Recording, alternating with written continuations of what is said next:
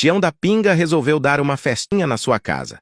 Ele convidou Jurema Reboladeira e Carol Metidinha. Cibito também estava na festa dançando o creu na velocidade 5.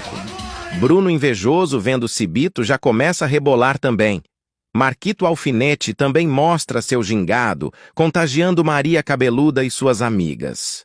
O problema é que Dona Zelita, a fofoqueira, acompanhava tudo por trás do muro e liga para João Corote, pai de Tião da Pinga. Quando João chega em casa, ele não acredita no que vê.